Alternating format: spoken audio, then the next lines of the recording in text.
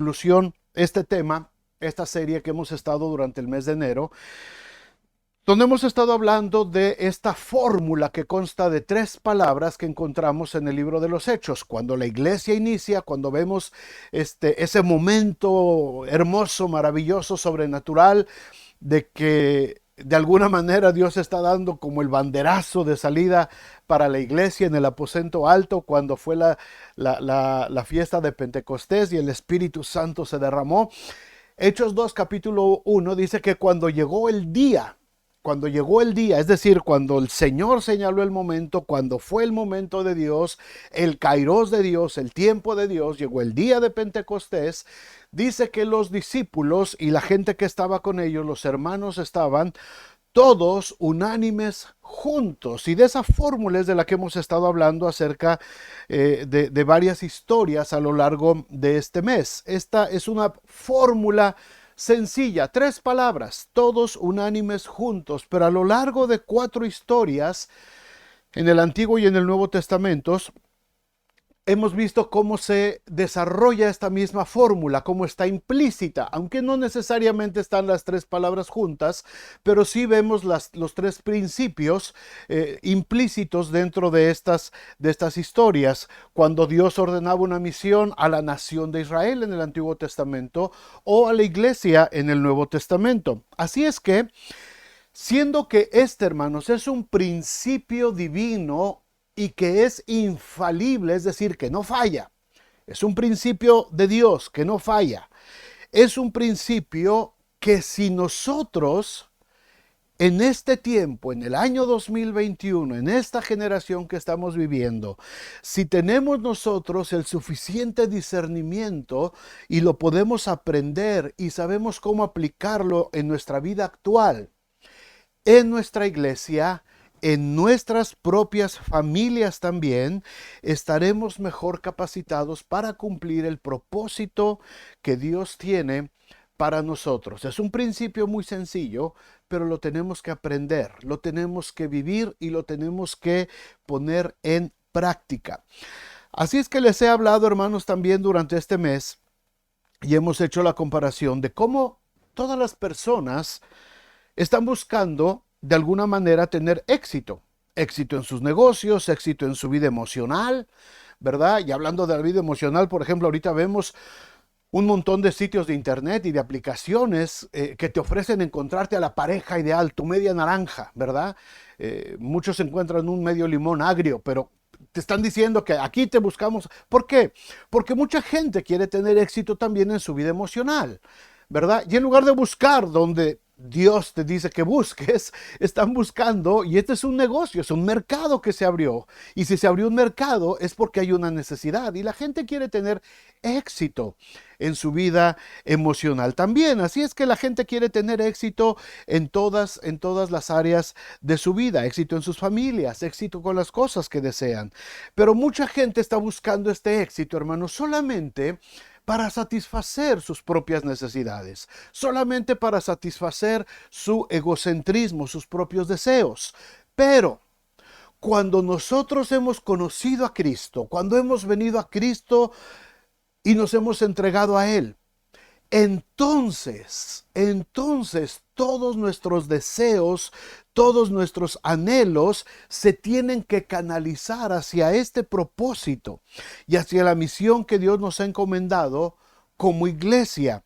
Entonces tomamos una visión y un camino diferentes, porque ahora tenemos que ir todos unánimes, juntos detrás de una sola visión. Ya no son sueños individuales, ya no son sueños separados.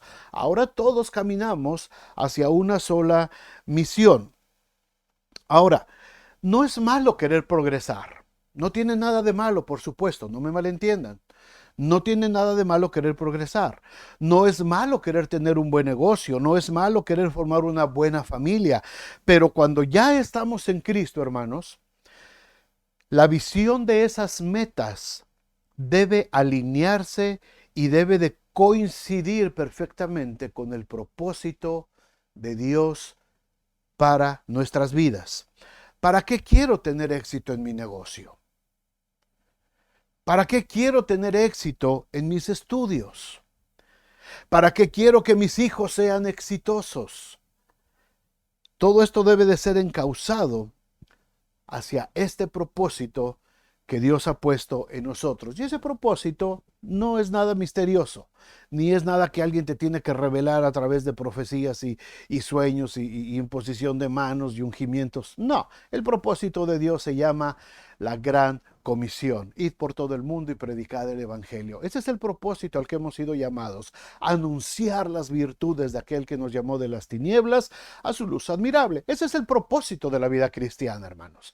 Ese es el propósito. Mucha gente se pierde en esto y, ay, es que Dios tiene un propósito para tu vida, y muchas veces pasan años y la gente, ¿y cuál será mi propósito? Pues tu propósito es que el evangelio de Jesucristo siga creciendo alrededor del mundo. Así es que fuimos llamados, hermanos, a ser parte de una iglesia, parte de un pueblo escogido, parte de una nación santa. Pero hay un propósito en este llamamiento. El propósito es que toda la gente a nuestro alrededor, en la comunidad donde Dios nos ha puesto a vivir por una u otra circunstancia. Tú no llegaste aquí por casualidad, no te trajeron aquí por casualidad, no llegaste a la ciudad donde vives por casualidad. Ahí te puso Dios, ahí te sembró Dios, porque hay un propósito que cumplir. El propósito de la gran comisión se tiene que cumplir en ese lugar, y para eso Dios estableció iglesias locales en todos lados y nos estableció a los cristianos dentro de las iglesias locales para poder alinearnos a ese propósito. El propósito es que la comunidad en la que vivimos, la gente que nos rodea, pueda conocer el evangelio, que puedan saber que en Cristo hay libertad, que en Cristo hay un propósito para sus vidas. Pero además de esto, el llamado que Dios nos ha hecho para ser parte de su pueblo es para que aprendamos a dejar de pensar en nosotros mismos y empecemos a pensar más en función de cómo ayudar, de cómo servir a la gente que nos rodea. Este es el ejemplo que tenemos de Jesús, hermanos. Toda su vida estuvo rodeada por el servicio. Fue una característica de Jesús. Y él mismo lo dijo: yo no vine para ser servido, yo vine para servir. Esta es la función principal del evangelio y tiene que ser la función principal de la iglesia: servir.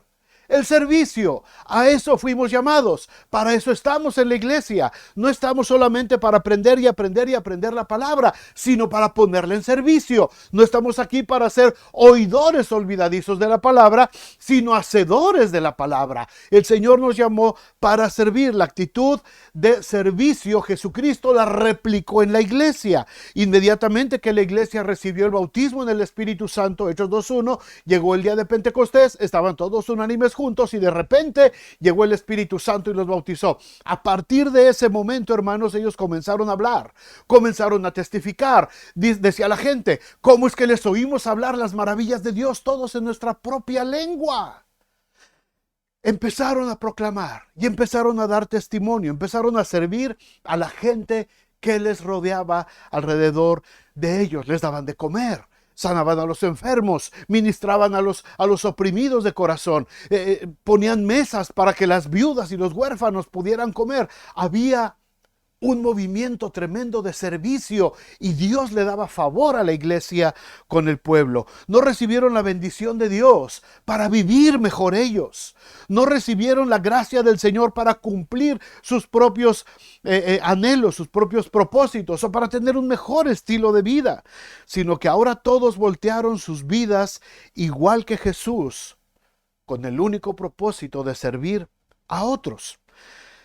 Sería interesante poder medir qué calificación tendríamos en cuanto a nuestro servicio a la gente comparado con cuánto estamos dispuestos nosotros a servirnos a nosotros mismos. Vean esta pequeña gráfica. Esta es la clave del evangelio. Jesús nos enseñó el servicio, ¿verdad? Del lado rojo, allí estamos nosotros pensando solamente en nuestros propios intereses, en nuestros deseos. Estamos inmersos en nuestros problemas, en nuestras necesidades. Estamos pensando solamente cómo resolver inmediatamente nuestra vida en este momento. Y el otro extremo, lo que es el evangelio, a lo que fuimos llamados, es a dedicar nuestras vidas a servir a otros, a dedicar nuestras vidas a ayudar, a proclamar el evangelio. Y tú puedes decir, bueno, ¿y qué hago entonces con lo otro? Buscad primeramente el reino de Dios y su justicia, y todas las demás cosas serán añadidas. Y el Señor lo cumple. El Señor lo cumple. Cuando tú enfocas tus propósitos, enfocas tu negocio, tu vida laboral, tu vida de preparación académica, cuando tú le enfocas a servir a Dios, Dios se encarga de abrirte las puertas que sean necesarias para que vivas mejor. Joven fui y envejecido y no he visto justo desamparado, aquel que está alineado a los propósitos de Dios. Esa es una persona justa, el que está viviendo de acuerdo a la voluntad de Dios. No he visto un justo desamparado, ni su simiente que mendigue pan, decía el salmista. No se trata de nuestros logros, hermanos, de nuestros éxitos personales, sino cuánto podemos influir en la vida de otras personas. ¿Cuánto podemos influir? ¿Cuánto podemos sembrar de la palabra de Dios? ¿Qué van a recordar de ti? ¿Qué van a recordar de ti cuando ya te estén cafeteando, verdad? Cuando ya estén despidiéndote con las golondrinas y los mariachis. ¿De qué se va a acordar la gente de ti? ¿De que contabas unos chistes muy buenos? ¿De que cocinabas bien sabroso? ¿De que fuiste una persona exitosa en los negocios? ¿O se van a acordar de cómo servías a la gente? ¿Se acuerdan cuando murió Dorcas y Pedro fue y estaban llorando las viudas y decían, es que esta mujer se dedicaba a ayudarnos, a servirnos, y las viudas le enseñaban a Pedro, dice, mira, estos son las ropas, los vestidos que ella nos hacía. Ella estaba buscando la bendición y ella estaba buscando cómo servir a las mujeres que habían quedado desamparadas, que habían quedado sin sus esposos y que no tenían ni siquiera que ponerse encima. Dorcas se dedicó a hacerles ropa a esas mujeres. Y cuando Pedro vino y Dorcas estaba allí muerta, la gente alrededor recordó a Dorcas por el servicio que había hecho hacia ellos, no por lo que ella era. No le dijeron a Pedro, ay Pedro, es que vieras qué sabroso cocinaba Dorcas. Ay Pedro, es que vieras qué bonitos chistes contaba. Ay, vieras qué alegrera. No, no hablaron de ella, hablaron del servicio que tenía. Y Dios por medio del apóstol Pedro resucita a esta mujer. A todo aquel que llamaba a Jesús, hermanos, Jesús les decía, deja lo que estás haciendo y ven y sígueme. Les cambiaba por completo el rumbo de sus vidas. Les daba un propósito nuevo. Pedro, el que se dedicaba a pescar, ahora era predicador. Mateo, el que se encargaba de cobrar impuestos, ahora estaba escribiendo las crónicas, el evangelio que iba a dar testimonio de la vida y el ministerio de Jesús. Pablo, el que se dedicaba a perseguir a los cristianos y a la iglesia, ahora él era el mayor heraldo del evangelio por todas las provincias del Imperio Romano. Marcos, aquel jovencito que en un momento llegó a ser un estorbo para Pablo y para Bernabé cuando empezaban su segundo viaje misionero, ahora Marcos se dedicaba a escribir otro de los evangelios. Hablamos ya extensamente de Josué, de Esther, de Esdras y de Pablo a lo largo de este mes. ¿Cómo estuvieron sus vidas aún en riesgo, hermanos? En peligro de muerte inminente. Pero lograron creer y captaron el principio de Dios para lograr la misión que Dios les había encomendado. Entendieron, escuchen esto, entendieron que no era una misión solitaria, que necesitaban la ayuda de otros, que habían sido llamados también. Algunos nombres sobresalen en las historias. Escuchamos mucho a Josué en la historia como el gran conquistador, pero detrás de Josué estaban todos los jefes de familias y todos los príncipes también de Israel que estaban peleando juntamente con él. Siempre hubo mucha gente, algunos resaltaban más por su protagonismo, pero el trabajo de todo el equipo fue esencial para el éxito de la misión. Siempre hablamos de Pablo, pero atrás de Pablo estaban Bernabé, estaba Silas, estaba Tito, estaba Timoteo, estaba Epafras, estaba Onesíforo, estaba Filemón, estaban Aquila y Priscila, estaban un montón de gente alrededor de Pablo. El ministerio de Pablo nunca fue solitario.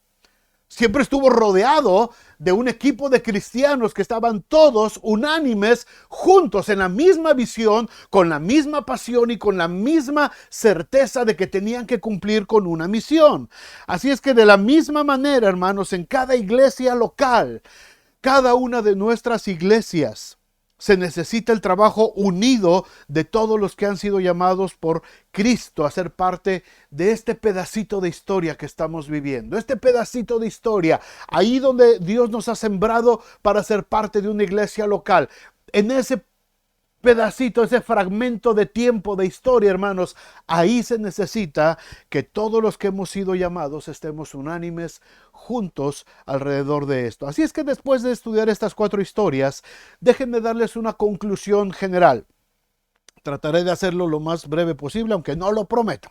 Pero una conclusión basada, hermanos, en un versículo que Pablo le escribe a los filipenses, y creo que resume muy bien la idea, el espíritu de estas historias que hemos estado estudiando a lo largo de este mes. Pablo está hablando, les está diciendo a los hermanos de Filipos que todo lo que sucede en su vida gira en torno al cumplimiento de su misión, de la predicación del evangelio.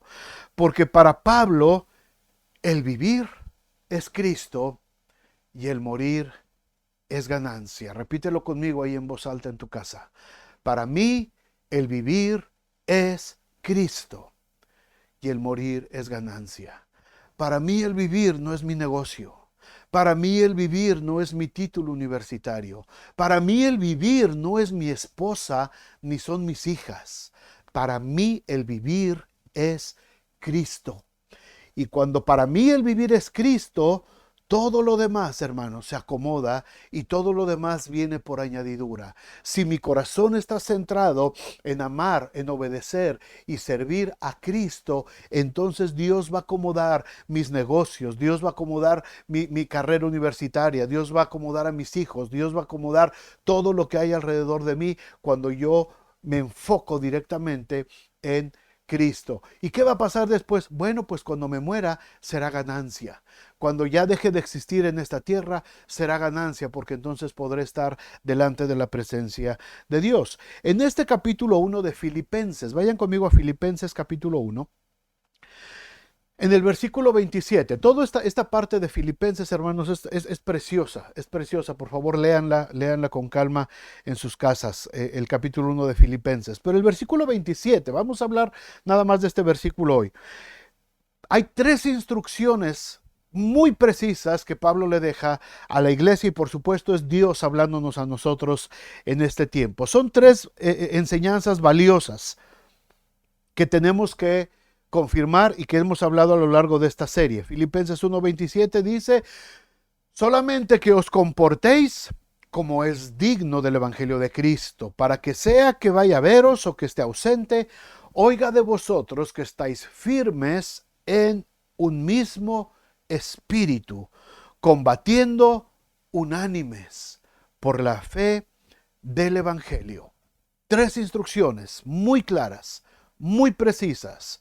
¿Cómo vamos a lograr que nuestra iglesia, que nuestra familia se mantenga todos unánimes, juntos? ¿Cómo logramos que esta fórmula se replique igual que se replicó a lo largo de la historia bíblica? ¿Cómo logramos que esta fórmula se replique en nuestra vida? La primera instrucción o enseñanza que Pablo da aquí dice que os comportéis como es digno del evangelio de Cristo. ¿A qué se refiere Pablo con esto? El ser llamado o decirnos cristianos, hermanos, implica una gran responsabilidad. no es algo que se puede tomar a la ligera. No eres cristiano porque asistes a una iglesia cristiana. No eres cristiano porque tu familia es cristiana. No eres cristiano porque tus papás te llevan a la iglesia. El Evangelio pone un estándar de vida muy alto al que todos debemos aspirar, porque todos hemos sido llamados a este estándar de vida. Pablo lo resume aquí en 6 áreas que debemos de cuidar siempre, ¿verdad? Y lo podemos ver, por ejemplo, cuando él dice que nos tenemos que comportar como es digno del Evangelio. ¿Cómo es ser digno del Evangelio? Bueno, Pablo le dijo a Timoteo, cómo debe de comportarse un cristiano para mantenerse digno del Evangelio de Jesucristo. Primera Timoteo 4:12 dice, ninguno tenga en poco tu juventud, sino sé ejemplo de los creyentes en palabra, conducta, amor, espíritu, fe y pureza. 6 renglones, 6 estándares, 6 indicadores de que tú eres cristiano. No eres cristiano porque tus papás van a la iglesia. No eres cristiano porque tu esposa o tu esposo van a la iglesia. No eres cristiano porque llegues cada domingo, ni eres cristiano porque des tus ofrendas y tus diezmos.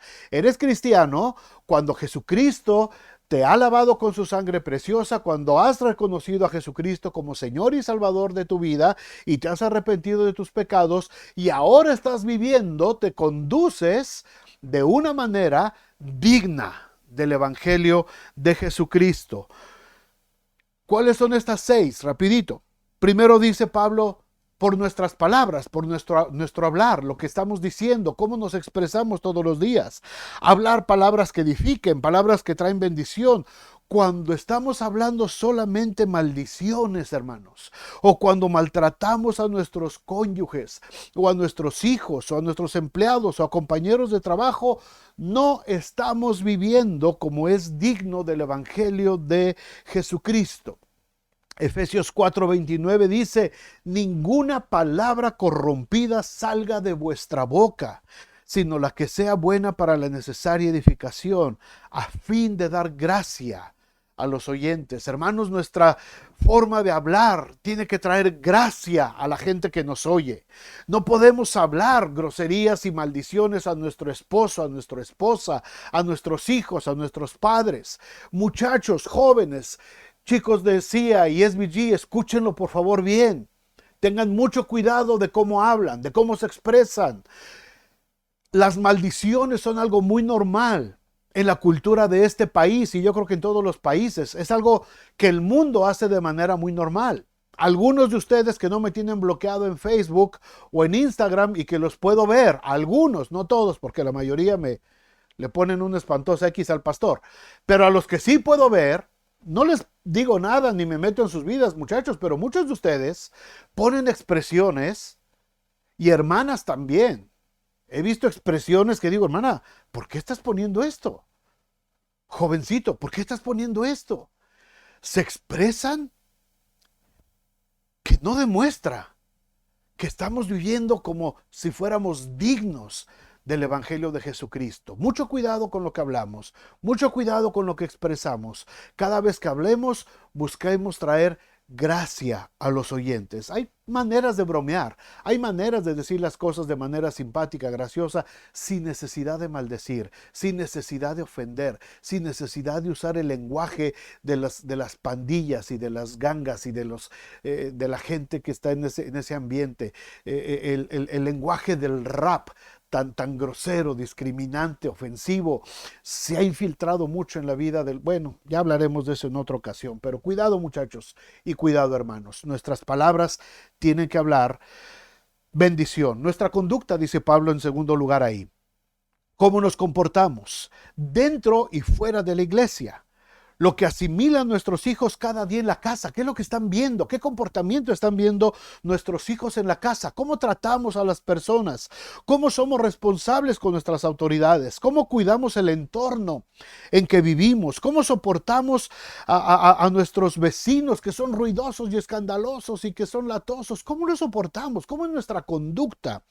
delante de la gente, a la gente que no tiene respeto por nada ni por nadie. Nosotros somos diferentes, nuestra conducta dice que nos comportamos como es digno del Evangelio de Cristo. Santiago 3:13 dice: ¿quién es sabio y entendido entre vosotros? Muestre por la buena conducta, sus obras en sabia mansedumbre. ¿Cómo nos estamos comportando todos los días? ¿Qué es lo que están viendo nuestros hijos de nuestra conducta? ¿Qué es lo que están asimilando? A veces los padres dicen: ay, pastores, que no sé de dónde sacó esto mi hijo. Pues ¿de dónde lo va a sacar? ¿Qué es lo que está viviendo en la casa? ¿Qué es lo que está viendo de sus padres? ¿Qué es lo que está viendo? ¿Cómo se hablan entre ustedes? ¿Cómo se comportan entre ustedes? Tercer lugar, dice nuestro amor. Ahí también se mide si estamos viviendo, comportándonos de manera digna del Evangelio. El amor no es decir te quiero, te amo y regalarle fresas y chocolates a tu esposo o tu esposa. El amor es sacrificio, es tolerancia, es soportarnos los unos a los otros, es saber perdonar al que te hirió, es poder superar las aflicciones juntos, es permanecer unidos en medio de la tormenta, es compromiso de unidad. El mostrar el amor de Dios hacia otros desata un poder muy especial. De esto vamos a hablar el próximo mes, si Dios los permite. El poder del amor de Dios en mi persona, en mi familia, en mi iglesia y en mi comunidad. El amor de Dios, el poder del amor. Hay poder en el amor. Cuando viene de Dios. Cuando viene de Dios, entonces hay poder. Hay poder. Lo vamos a hablar eso. Romanos 12:10 nos anima Pablo. Amaos los unos a los otros con amor fraternal. En cuanto a honra, prefiéranse los unos a los otros. Prefiéranse los unos a los otros entre hermanos. Yo he escuchado hermanos que han dicho alguna vez: ay no, a los hermanitos de la iglesia mientras más lejos mejor. No te estás comportando como es digno del Evangelio de Jesucristo. Cuando rechazas a tus hermanos en Cristo, cuando rechazas a aquellos que han sido lavados por la sangre del Cordero, también igual que tú, y que igual que tú tienen errores y cometen barbaridad y media también, y que se equivocan, igual que todos nosotros. Pero cuando los rechazamos, hermanos, no estamos viviendo de acuerdo a lo que es digno del Evangelio de Jesucristo. El Evangelio nos manda a amarnos, a soportarnos, a estar juntos, unidos en un mismo propósito. Después habla Pablo ahí de nuestro espíritu. Tenemos que comportarnos también en nuestro espíritu. Esto habla de tener un espíritu conectado al Espíritu Santo de Dios. Cuando mi espíritu humano está en perfecta sintonía con el Espíritu de Dios, la gente a mi alrededor lo puede percibir. Tú puedes sentir, tú que eres cristiano, tú puedes sentir cuando alguien está en el Espíritu de Dios, por su forma de reaccionar, por su forma de hablar. Es algo que se puede percibir a nivel espiritual. La gente que no conoce a Dios no siempre lo puede ver. No siempre pueden percibir el Espíritu de Dios. Por lo que dice Pablo en 1 Corintios 2:14, pero el hombre natural no percibe las cosas que son del Espíritu de Dios, porque para él son locura, y no las puede entender porque se han de discernir espiritualmente. Cuando te estás comportando como es digno del Evangelio, otros cristianos lo pueden percibir. Y los que ya tienen un poquito más desarrollado el discernimiento pueden también percibir cuando alguien no se está comportando como es digno del Evangelio. Muchas veces hasta en la mirada, cuando estás hablando con alguien, te das cuenta y el Espíritu te revela: este no se está comportando como es digno del Evangelio de Jesucristo. ¿Verdad? No es para que se lo digas. No es para que se lo digas. Si Dios te lo revela, es para que ores por ese hermano. Y si ese hermano te busca y te pide consejo, bueno, ya es otra cosa. Pero las cosas del Espíritu se disciernen, hermanos. Se sienten, se perciben. se perciben. Esto no tiene que ver con adivinación, no tiene que ver con magia, no tiene que ver con adivinos, ni que el brujo mayor, ni tonterías de esas. Esto tiene que ver con las cosas que son del Espíritu de Dios. Después habla de nuestra fe. Hay gente fatalista que de todo se espanta, que todo lo que dicen las redes sociales se lo creen, se alarman porque no saben dónde está puesta su fe. Si nos hemos de comportar como es digno del Evangelio, hermanos, entonces sabemos dónde está puesta nuestra fe. Y no te dejas espantar por Bill Gates ni por la vacuna rusa. Tu fe está puesta en Jesucristo. Primero de Juan 5:4 dice, porque todo lo que es nacido de Dios vence al mundo. Y esta es la victoria que ha vencido al mundo, nuestra fe. Nuestra fe. No andamos de fatalistas, ni andamos con teorías de conspiración, ni andamos, ay, es que ya viene esto, es que el chip, es que, hermano, dejémonos de cuentos. Sabemos dónde está puesta nuestra fe. Punto.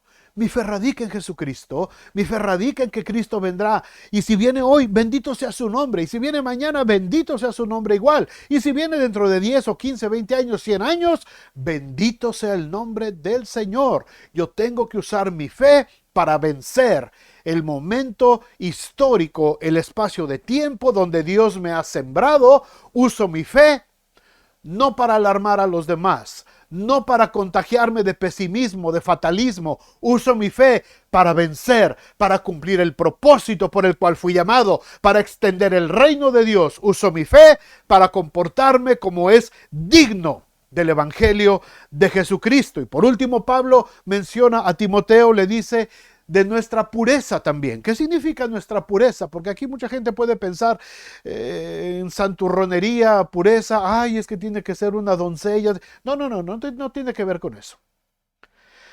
Pureza significa ser transparente, ser auténtico, ser genuinos. Eso significa pureza. No es no ocultar motivaciones perversas.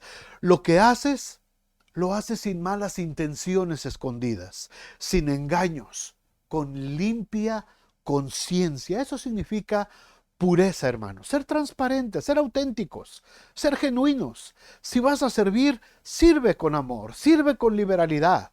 No sirvas escondiendo una motivación equivocada. No sirvas pensando, bueno, lo voy a servir, pero a ver si cuando a mí me toque, a ver si es cierto que... No, eso no es pureza. Eso es impuro. Eso es horrible. Cuando alguien está sirviendo y a poco no ven un montón de cositas de esas en el Facebook, ¿verdad? Pensamientos. Tú estás ahí para ayudar a todo mundo, pero cuando a ti te toca nadie te ayuda. ¡Ah, cuánta amargura! ¡Cuánta amargura! Es que, al que tú ayudaste, si no te ayudó, no te preocupes, le va a caer el karma. Por amor de Dios. ¡Cuánta amargura! ¡Cuánta amargura se destila en ese tipo de pensamiento! Eso es impuro. La pureza habla de que más bienaventurado es dar que recibir. Y no lo haces, no sirves con el propósito de recibir. No lo haces pensando que te van a dar. No lo haces pensando que vas a recibir. Por eso la Biblia nos dice que cuando le des a alguien, dale a alguien que no tiene manera de cómo retribuirte. Para que no estés con pensamientos impuros o motivaciones equivocadas pensando que vas a recibir. Es horrible tener a alguien cerca que todo el tiempo anda ocultando algo, que está como animal de presa esperando el momento para acechar, para hacer daño. Gente que finge ser nuestros amigos, pero que a tus espaldas hablan de ti y murmuran, como lo describe el Salmo 12:2. Habla mentira cada uno con su prójimo, hablan con labios lisonjeros y con doblez de corazón. Esa es una persona impura, que no es transparente, que oculta sus motivaciones. Que trae un as bajo la manga, ¿verdad? Que con esta mano te están saludando, pero la otra mano aquí atrás está lista con otra arma escondida. Eso es impuro.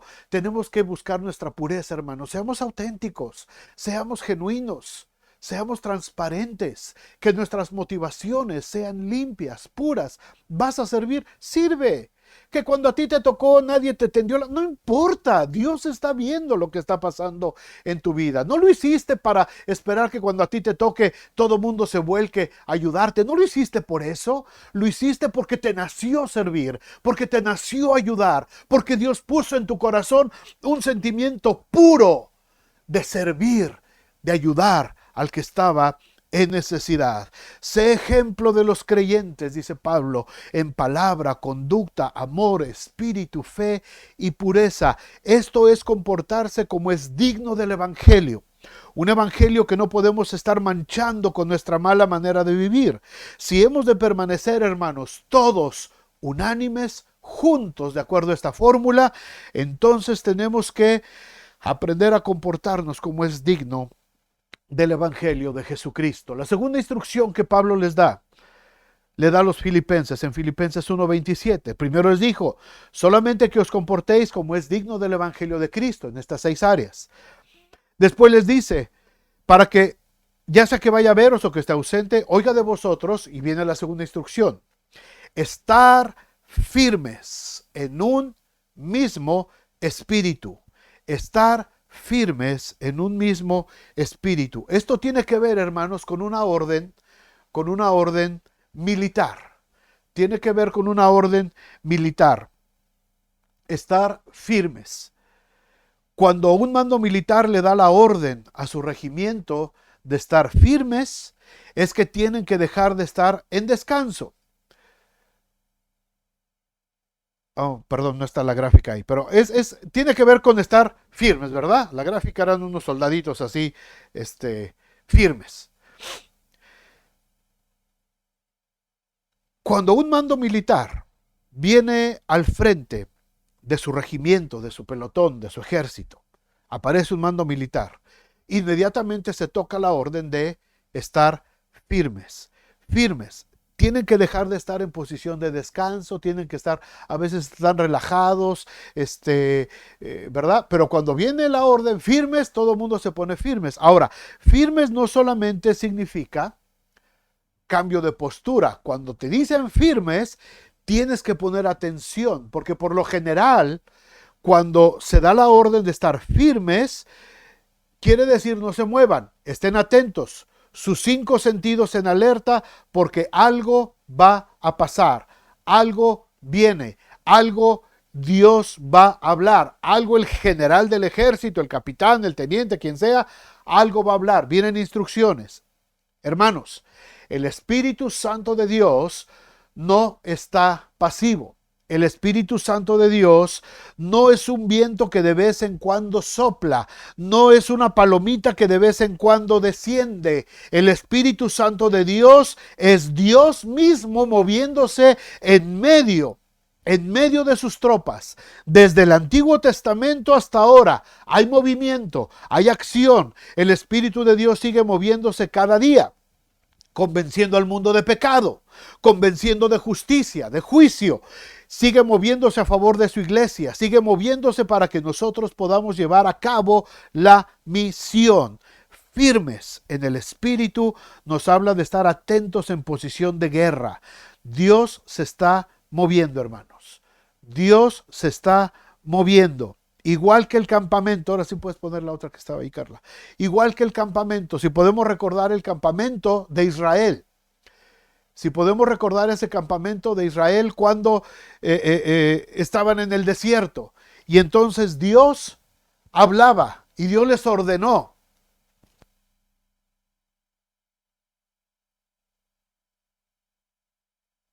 Dios les manda que se formen por familias, por escuadrones, cada uno con sus estandartes. Y en esta gráfica que están viendo ustedes ahí, es cómo describe el capítulo 1 y el capítulo 2 de Números, la manera en cómo estaban formados. Y si se dan cuenta, en el centro de todo el campamento, alrededor están las tribus por familias con sus banderas, y en el centro está el tabernáculo, la presencia de Dios. Y los que están del lado derecho, los primeros para salir adelante, eran la tribu de Judá.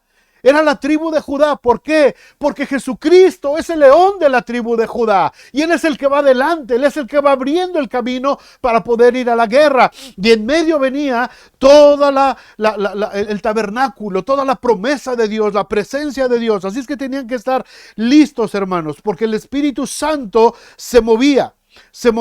Y cuando la nube que los cubría se levantaba y empezaba a avanzar, era Dios moviéndose hacia un nuevo objetivo más cerca cada vez de la tierra prometida. Hermanos, cuando esa nube se alzaba, todos empezaban a caminar. Nadie se quedaba. Nadie se quedaba. Estaban formados.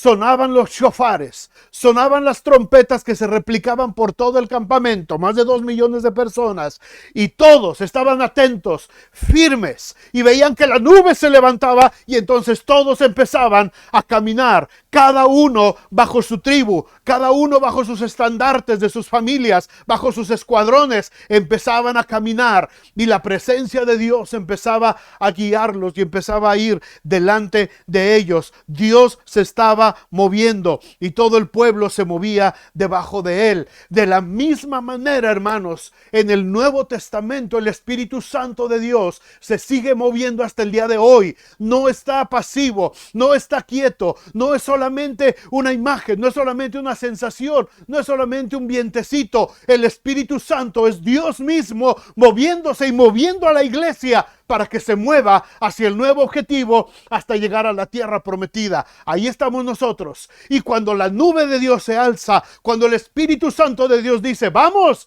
a caminar firmes, la iglesia tiene que ir adelante, caminando al mismo ritmo que Dios se va moviendo. La iglesia se mantenía en oración constantemente. Estaban firmes. Cuando el Espíritu Santo habló, y dijo ahí en Hechos 13:2, apartadme a Bernabé y a Saulo para la obra a que los he llamado. La iglesia estuvo lista para enviarlos. Cuando el Espíritu Santo habló, la iglesia estuvo lista. El siguiente versículo dice que orando le impusieron las manos a Bernabé y a Saulo y la iglesia los envió. No iban solos, era la iglesia. Eran todos unánimes, juntos, enviando a los nuevos emisarios del Evangelio a conquistar otras tierras. El Espíritu Santo de Dios, mis amados hermanos, se está moviendo en medio de esta generación, al igual que lo ha hecho en todas las generaciones pasadas. No es que antes fue mejor, no es que antes el Espíritu de Dios hablaba más, no es que antes se sentía la presencia de Dios en los cultos y, ay, cómo se sentía antes, porque antes Dios se movía. No, hermanos. El Espíritu Santo de Dios se sigue moviendo de la misma manera. Él no ha cambiado. Él no ha cambiado. El problema es que ahora la iglesia no ha aprendido a estar en posición de firmes, de alerta para cuando tenemos que escucharle. Estamos muy distraídos en otras cosas y en posición de descanso total, con las armaduras en el suelo. Muchos ya hasta ni se acuerdan dónde dejaron la armadura. Cuando empieza la alabanza en nuestras iglesias, cuando empieza el sonar de la gloria de Dios en medio de las alabanzas de su pueblo, porque estamos invocando al Dios eterno, al Dios todopoderoso, debemos estar listos, firmes para declarar su grandeza. Pero empieza la alabanza, hermanos.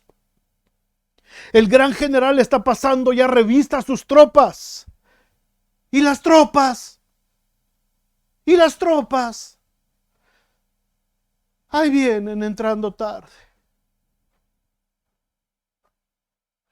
Ahí vienen arrastrando la cobija. Ahí vienen todavía bostezando. Ahí vienen todavía masticando el chicle. Ahí vienen todavía entrando, juzgando, viendo a los hermanos cómo vienen vestidos. A ver si esta hermana, ay, esta hermana, mira nomás cómo viene, mira El general está al frente, pasando ya revista a sus tropas. La alabanza empieza a fluir. ¿Y las tropas? ¿Y las tropas del Señor están firmes? ¿Se dan cuenta, hermanos? Estos son detallitos que a lo mejor muchos no se dan cuenta. Pero cuando una iglesia está viviendo esto, hermanos, te puedes preguntar por qué no están desarrollando el propósito de Dios como iglesia. ¿Por qué no están alcanzando a su comunidad? ¿Por qué no están levantándose?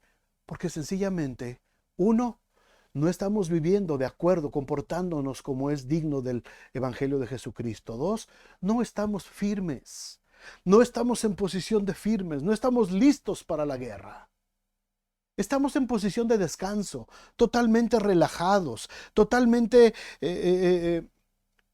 desconectados. Las armaduras tiradas, oxidadas. No estamos listos para entrar en batalla.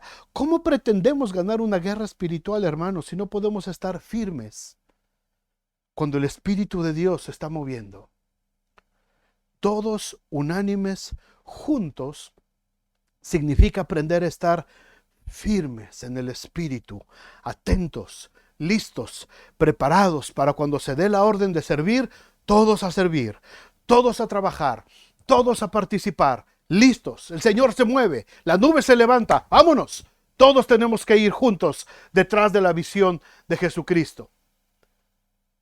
Pero el Señor sigue avanzando, hermanos. El Señor sigue moviéndose. Y muchos están quedando rezagados. Y los que se quedan fuera de la protección de la nube se van a quemar con el sol del desierto. Se van a morir de sed y se van a deshidratar fuera de la nube del Señor. La nube se sigue moviendo, hermanos. Y el que se quedó, se quedó. Solamente que os comportéis como es digno del Evangelio de Cristo, para que ya sea que vaya a veros o que esté ausente, oiga de vosotros que estáis firmes en un mismo espíritu. La tercera instrucción de Pablo, combatiendo unánimes por la fe del Evangelio. Combatiendo unánimes por la fe del Evangelio. La tercera instrucción de Pablo. Otro término militar, combatir, combatir. Pero no cada quien por su lado, no cada quien con sus propias estrategias, ni luchando para ganar las victorias solos, sino unánimes, dice Pablo, combatiendo unánimes, todos en el mismo sentir. Nadie como llanero solitario. No se puede, no se puede. El llamado de Dios nunca ha sido para llaneros solitarios, siempre ha sido para su pueblo. Todos organizados, todos como un solo hombre, todos unánimes, juntos. ¿Qué es lo que vamos a combatir unánimes? Dice Pablo aquí que tenemos que combatir por la fe. Tenemos que combatir por la fe. La fe que se nos enseña a través del Evangelio, hermanos. La fe que puede salvar, la fe que liberta al cautivo, la fe que puede reconstruir un hogar, la fe que puede salvar a un niño de caer en las garras de las drogas, la fe que puede restaurar matrimonios, la fe que nos hará conocer la vida abundante que solamente Cristo puede ofrecer, la fe que va a cambiar nuestra tristeza en gozo, la fe que va a ordenar que se nos dé vista si estamos ciegos, la fe que va a ordenar que se quite ese espíritu enlutado y se nos dé un manto de alegría. Esa es la fe que vamos a defender, hermanos. Esta es la fe que tenemos que defender. Es por lo que tenemos que combatir todos unánimes juntos. De nada sirve un pastor que se mate luchando por la fe si la iglesia no resiste junto a él. De nada sirve. De nada sirve que un maestro de escuela dominical combata por la fe de los niños en la iglesia si a los padres en la casa les importa un cacahuate la vida espiritual de sus hijos. De nada sirve. De nada sirve, hermanos. De la misma manera que tengamos ministerios de servicio a la comunidad, si la iglesia no se quiere involucrar, de nada sirve. Sabiendo que hay tanta gente en necesidad. De nada sirve que tengamos un ministerio de alabanza instrumentos y voces y todo lo que tenemos. De nada sirve que tengamos un ministerio de alabanza si la iglesia no anhela aún ardientemente los atrios de Jehová, diciendo: mi corazón y mi carne cantan al Dios vivo. De nada sirve que tengamos un precioso ministerio de alabanza. De nada sirve si la iglesia, si el cuerpo de Cristo, si los llamados no vamos todos unánimes juntos en la misma visión que Dios nos ha mandado. De nada sirve, mis amados hermanos. De nada sirve que me mate yo aquí predicándoles si somos oidores olvidadizos de la palabra de Dios. De nada sirve si no vamos todos juntos. Tenemos que luchar. Pablo dice aquí, tenemos que combatir por esta fe. Me encanta cómo lo dice Judas. En Judas 1:3 dice: amados por la gran solicitud. Tenía muchas ganas de escribirlos acerca de nuestra común salvación, pero me ha sido necesario escribiros exhortándonos. Fíjate qué bonito lo dice Judas. Exhortándoles, hermanos, que contendáis ardientemente por la fe que ha sido una vez dada a los santos. Este elemento es hermoso, hermanos, de Judas. No solamente es combatir, no solamente es pelear y defender la fe, sino hacerlo ardientemente, es decir, con pasión, con entrega, con un profundo compromiso hacia esta fe que nos ha sido dada. Nosotros no la ganamos, nosotros no hicimos nada para merecerlo, nos fue dada a los santos a un precio muy alto. Por eso debemos de defenderla. Por eso debemos de combatir ardientemente. Un cristiano que no combate ardientemente por la fe, escucha esto por favor, hermano. Un cristiano que no combate ardientemente por la fe se va a volver un cristiano religioso, apático, indiferente, y por un lado será un objetivo muy fácil para los dardos de fuego del maligno. Y por otro lado, será un eslabón débil, que va a romper la fuerza de la iglesia donde Dios lo puso. Dios te sembró en la iglesia. Los que están aquí en la iglesia local, Vida Nueva South Bend, y los que están en sus respectivas iglesias donde el Señor los haya puesto. Dios nos sembró en una iglesia, hermanos, no para volvernos un eslabón débil. Porque si un cristiano se debilita, si tenemos eslabones de la cadena que se van debilitando, hermanos, la cadena se va a romper. Y tú dices, bueno, los desechamos. No, no se puede. No se puede. Porque la fórmula de Dios no funciona si no estamos todos, si no estamos unánimes y si no estamos juntos. Aquí no hay de que, pues deme chance, yo soy de los que nada más viene el dominguito y ahí me la llevo. No, no se puede, hermano. No se puede. No es bíblico. No es parte del plan de Dios. Si estás aquí, es porque tienes que ser parte de esa cadena que se tiene que hacer fuerte cada vez más. Porque es la única manera, es la fórmula bíblica para poder alcanzar a nuestra comunidad hacia el Señor. Solamente que os compartéis como es digno. Que os comportéis como es digno del Evangelio de Cristo, para que ya sea que yo esté con ustedes o que no esté, yo pueda escuchar de ustedes que están firmes en un mismo espíritu, combatiendo unánimes por la fe del Evangelio. Hermanos de South Bend, de la Iglesia Vida Nueva South Bend, vamos a volver a nuestro cuartel general, si Dios permite, la próxima semana. No sabemos si de forma permanente o tendremos que volver a cerrar más adelante. No sé. No sabemos. Pero lo que sí sé, hermanos, y se los digo como pastor, lo que sí sé es que es necesario que cada varón, que cada mujer, cada joven, cada adolescente, cada niño se involucren en esta guerra espiritual que tenemos en nuestra ciudad. Los necesito, hermanos. Los necesito. Varones, los necesito. Hermanas, las necesito. Jóvenes, los necesito. Muchachos de CIA, de SBG, los necesito. Niños de Vida Nueva Kids, los necesito. Bebecitos de Vida Nueva Babies, los necesito. Los necesito junto a mí. Nos necesitamos todos, porque la única manera, hermanos, en que vamos a poder vencer y conquistar va a ser a través de permanecer todos unánimes juntos. Hay una guerra que pelear, hermanos.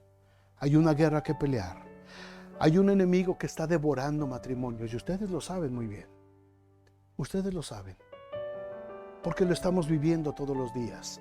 Y todos los días yo recibo llamadas de muchos de ustedes pidiéndome oración por un matrimonio que conocen, por un familiar, por esto, por el otro. Ustedes saben que el enemigo está devorando matrimonios, está devorando familias y está devorando nuestra comunidad.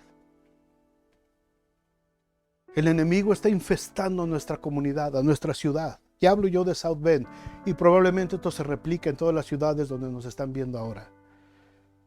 Pero nuestra ciudad está infestada de violencia, hermanos, ustedes lo saben muy bien. Está infestada de vicios, de drogas, de armas. Ustedes lo están viviendo. Y escuchamos gente que se está involucrando en esas actividades. Gente, jóvenes, que inclusive alguna vez fueron parte de nuestra iglesia. Que alguna vez vinieron a alabar al Señor. Se están yendo a involucrar en ese tipo de actividades. Nuestros jovencitos están empezando a asimilar cada vez más la cultura de este mundo. Están conformándose, tomando la forma del mundo. Y ya los vemos hablar, los vemos vestirse, los vemos con modas, con cosas que quieren empezar a usar como se están usando en el mundo. ¿Por qué? Porque la iglesia no ha sido capaz de influenciarles de tal manera que ellos rechacen esa cultura. La cultura del abuso, de la grosería, la cultura de los tatuajes, de los aretes, de las piercings por aquí, por allá, de tanta cosa que se está viviendo, hermanos. El mundo no los está ganando. El mundo no los está arrebatando. Y esto no es culpa solamente del papá o la mamá, porque somos una iglesia. Somos un cuerpo en Cristo. Somos un grupo que Dios nos puso a todos para luchar juntos por nuestros jóvenes, por nuestros niños. En muchos casos empezamos a perder la guerra. Hay hoyos, hay huecos, se están formando. Déjenme terminar con esto. Jesús lloró y Jesús se lamentó sobre Jerusalén. Pero también puede ser un lloro para la iglesia apática o indiferente. En Lucas 19:41 dice el Evangelio que cuando llegó Jesús cerca de la ciudad, y podemos decir cuando llegó cerca de la iglesia, y ponle el nombre de tu iglesia, al verla, lloró sobre ella, diciendo: oh, si también tú conocieses a lo menos en este día lo que es para tu paz, mas ahora está encubierto de tus ojos, porque vendrán días sobre ti cuando tus enemigos te rodearán con vallado y te sitiarán, y por todas partes te estrecharán, y te derribarán a tierra y a tus hijos dentro de ti, y no dejarán en ti piedra sobre piedra, por cuanto no conociste el tiempo de tu visitación. Para Jerusalén, lo que era para su paz, en ese momento cuando Jesús habla, les estaba encubierto, hermanos. Pero para nosotros ahora en el 2021 nos ha sido revelado. Cada domingo, hermanos, cada miércoles, cada lectura devocional nos es revelado lo que es para nuestra paz. Pero si no permanecemos, por favor escúchenlo otra vez, si no permanecemos todos unánimes juntos, nos derribarán. Y a nuestra siguiente generación también y seremos dispersados porque no conocimos el tiempo de nuestra visitación. Y ojalá, hermanos, ojalá le pido a Dios que todos lo creamos, que todos lo creamos. Esto no es una historia aislada. Las historias que les he platicado durante este mes no es una historia aislada. Esto ha pasado en muchos lugares y sigue pasando actualmente. Muchas iglesias se confiaron, porque creyeron que no había por qué pelear todos juntos. Y se enfrascaron en guerras internas y por tonterías y se descuidaron. Y no vieron que la nube se estaba levantando y se estaba moviendo hacia el siguiente objetivo. Y se quedaron atrás y fueron destruidos. Se los he dicho en otras ocasiones. Se los he estado repitiendo constantemente en algunos mensajes esto, hermanos. 1500 templos evangélicos, 1500 iglesias se cierran cada mes en Estados Unidos. Nada más en Estados Unidos. Porque no conocieron lo que Dios les estaba dando para su paz. No conocieron el tiempo de su visitación. Se aferraron en lo que tenían, cerraron su corazón, y cuando la nube se empezó a mover, ellos decidieron no caminar con la nube. Y el calor del desierto los abrazó, los consumió y los desapareció. Dios nos está visitando, hermanos. Dios nos está visitando. Escúchenlo, por favor, iglesia. Escúchenlo, por favor, hermanos, hermanas de Vida Nueva South Bend. Dios nos está visitando. Aún en medio de esta pandemia y de estos tiempos difíciles, yo lo puedo ver en esta ciudad, tan claro como el agua, hermanos. Dios nos está visitando. Nos está dando gracia con el pueblo. Nos está dando gracia con las autoridades. Las autoridades nos buscan. Se nos abren puertas por otros lados, donde ni siquiera imaginábamos, se están abriendo puertas. Esto no es a causa mía, no es a causa de una o dos personas, no es porque alguien tiene contactos en la iglesia, es que Dios nos está visitando. Dios está derramando de manera abundante su gracia, sus dones, sus bendiciones. Muchos miembros de la iglesia, muchos miembros de nuestra iglesia están abriendo nuevos negocios.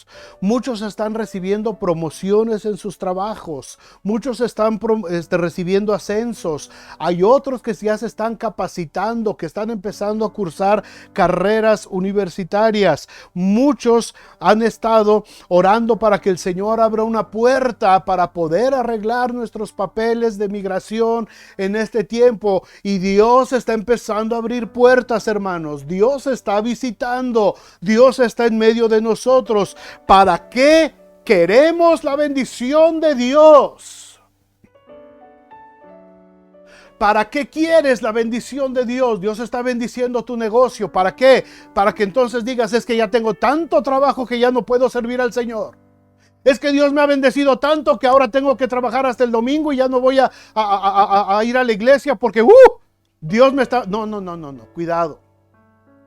¿Para qué te está bendiciendo Dios? ¿Para qué Dios se está moviendo? ¿Por qué está prosperando tu negocio? ¿Por qué Dios está prosperando la escuela de tus hijos? ¿Por qué Dios está prosperando lo que estás haciendo en esta ciudad? Porque Dios está visitando esta ciudad, amados hermanos. Porque Dios quiere que la iglesia se levante. Pero todos tus sueños, anhelos, aspiraciones, tus metas se tienen que reenfocar hacia la visión, hacia el propósito de Dios. Porque es tiempo de visitación. La nube se empieza a mover. Dios va a bendecir, sí. Dios está bendiciendo, sí. Dios está abriendo puertas, por supuesto que sí. Pero no es para que ahora nos sintamos mejor. No es para que vivamos mejor. No es nada más para que ahora podamos salir a comer todos los días por acá, por allá. No es para que ahora estemos estrenando pura ropa de marca. No es para que ahora podamos tener carros nuevos a cada rato. Dios nos está bendiciendo porque Él quiere moverse en su iglesia y quiere que esta generación le conozca. Dios no quiere hacernos y darnos todo esto para que nos sintamos muy buenos en lo que somos. Tenemos que darnos cuenta, hermanos, que todo esto es para aprovecharlo en un solo propósito. Y al lado de nuestra iglesia, combatir ardientemente por la fe. No te equivoques. No te equivoques, hermano. La bendición que Dios te está dando no es para que sientas que ahora eres el dueño del mundo. La bendición que Dios te está dando es para que entiendas que eres parte de un propósito. Y la bendición que Dios te está dando es para que entiendas que tienes que rendir toda tu vida al plan, al propósito por el cual Dios te sacó de donde estabas. Te sacó de tierra de servidumbre, te sacó de tierra de idolatría para traerte a una tierra que fluye leche y miel. No os olvidéis, dice Deuteronomio, no te olvides. Cuando Dios te haya sacado y Dios te haya colmado de sus bendiciones y Dios haga florecer tus viñedos y Dios ponga ganados en tus corrales, no te olvides de servir a tu Dios. No te olvides de dónde te trajo Dios. Padre, muchas gracias por esta hermosa y difícil fórmula revelada en tu palabra. Todos unánimes juntos. Qué difícil. Qué difícil estas tres palabras. Pero si logramos, si todos, Señor, en nuestra iglesia logramos entenderlas, si logramos ponerlas en práctica, Señor, esta ciudad será trastornada por tu palabra. Nuestra comunidad será trastornada por tu palabra de una manera impresionante. Vendrá un tiempo de avivamiento como nunca antes lo hemos visto.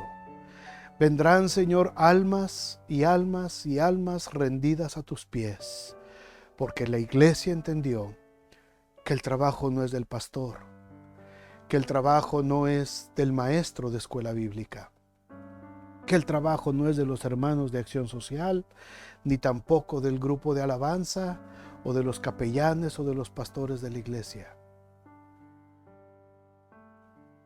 El trabajo de la iglesia es todos unánimes, juntos. De otra manera no podremos avanzar. O caminamos bajo tus principios o nos quedaremos relegados. La nube se moverá, se irá de nosotros y poco a poco iremos desapareciendo nosotros en el calor del desierto. Y nuestras familias y nuestros hijos pagarán las consecuencias de nuestra apatía, de nuestra frialdad, de nuestra indiferencia y de no haber estado firmes cuando el general del ejército se presentó y dijo: id por todo el mundo y predicad el evangelio a toda criatura. Señor, permite que esta palabra